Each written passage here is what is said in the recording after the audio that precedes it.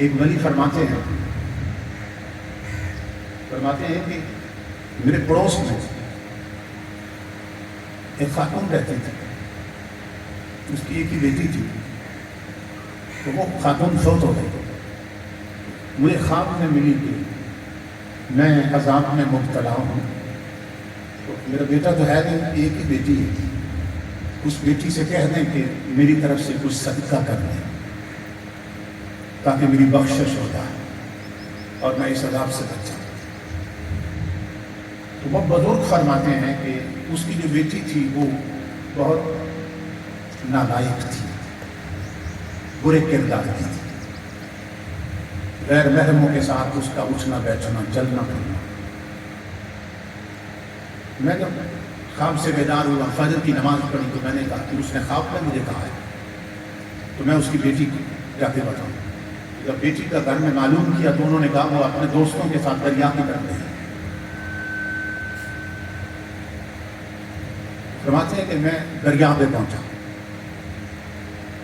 تو اس کی بچی جو تھی وہ لڑکوں کے ساتھ اکٹھے نہا رہے تھے۔ اس سے آپ اندازہ کر سکتے ہیں کہ وہ کتنی بے شرم لڑکی تھی کہ دریا پہ لڑکوں کے ساتھ وہ نہا رہی تھی، غسل کر رہی تھی۔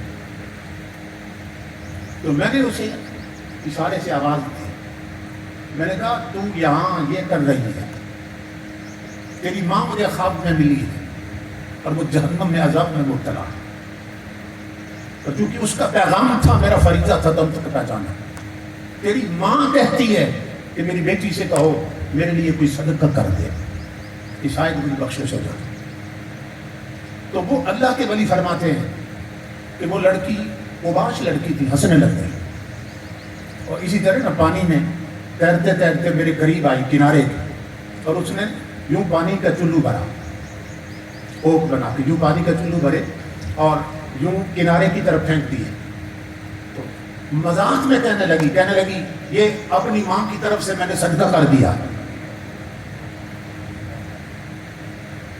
وہ بزرگ فرماتے ہیں میں آنکھوں پہ ہاتھ رکھ کے پلٹ آیا، روتا ہوں، کتنی بے حیا لڑکی، ماں کا پیغام دیا ہے اور الٹا مذاق کر رہی ہے۔ یہ صورت حال ہے۔ فرماتے اسی پریشانی میں رات کو عشاء کی نماز پڑھنے کے بعد جب گھر آ کے میں سو گیا تو کہتے ہیں اللہ کی عزت کی قسم لوگوں میں نے دیکھا کہ اس کی ماں جنت میں پھر رہی تھی۔ میں بہت حیران ہوا،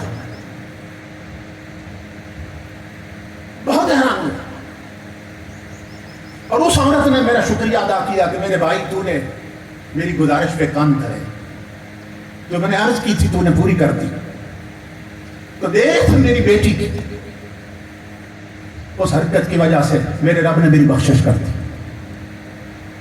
آپ فرماتے ہیں بیدار ہوا لیکن سمجھ نہیں آ رہی تھی مجھے کہ بخشش کا سبب کیا بنا۔ یہ سارا منظر میرے سامنے تھا اس لڑکی کا، اس نے تو مذاق اڑایا تھا۔ کہتے ہیں میں سجدے میں گرا، میں نے عرض کی میرے مولا مجھے بات سمجھ نہیں آ رہی، بخشش کا سبب کیا ہے؟ وہ لڑکی تو راش اور بے حیا تھی، اس نے مذاق اڑایا۔ اللہ رب العزت کی جو آواز آئی وہ یہ تھی کہ میرے بندے اس نے بے شک مذاق اڑایا تھا، لیکن جب اس نے پانی پھینکا تھا کنارے کی طرف تو وہاں چیونٹیوں کا ایک گھر تھا، کچھ چیونٹیاں پانی پینا چاہتی تھی، پیاسی تھی۔ اس کے پھینکے ہوئے پانی سے کچھ چیونٹیوں نے جب اپنی پیاس بجھا لی ہے تو ہم نے اتنا صدقہ بھی قبول کر کے اس کی ماں کی بخشش کر دی۔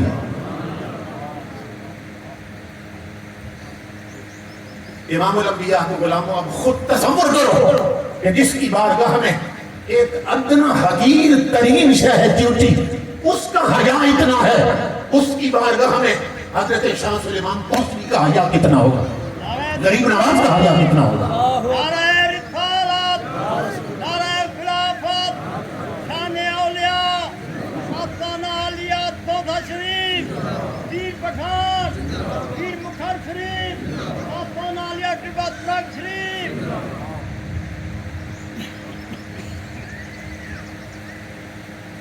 یہ اللہ رب العزت کی بارگاہ میں اس کی مخلوق کا مقام ہے۔